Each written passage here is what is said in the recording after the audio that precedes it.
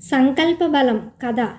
టిట్టీవము అనేది ఒక చిన్న పక్షి. దానిని లకుమికి పిట్ట అని కూడా అంటారు. ఈ ఆడపక్షి ఒకసారి సముద్రపు ఒడ్డున గుడ్లు పెట్టి మేత కోసం వెళ్ళింది.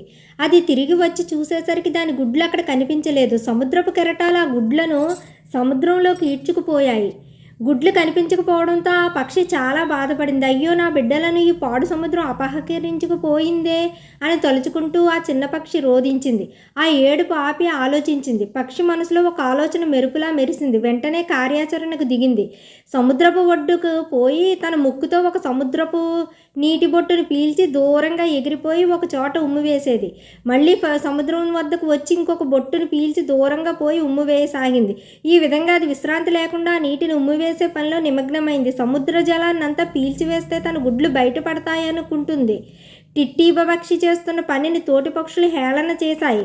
సముద్రాన్ని తోడువేయడం నీ వల్ల అవుతుందా అని ఎగతాళిగా మాట్లాడాయి. మరికొన్ని దాన్ని కష్టం చూడలేక దానికి సాయం చేశాయి.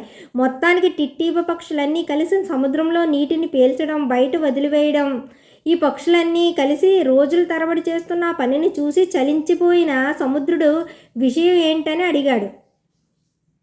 తన గుడ్లన్నీ సముద్రంలోకి కెరటాలు ఈడ్చుకుపోయిన విషయాన్ని టిట్టీబ పక్షి సముద్రుడితో మొరపెట్టుకుంది. ఆ పక్షుల పట్టుదల, సంకల్పాన్ని, సంతానం పట్ల ప్రేమను చూసి సముద్రుని మనస్సు కరిగిపోయింది. తన గర్భంలోకి జారిపోయిన గుడ్లను వెతికి తెచ్చి టిట్టీబ పక్షికి అప్పగించాడు.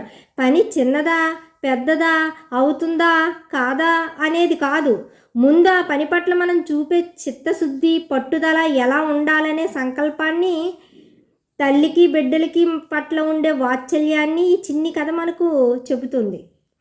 Thank you.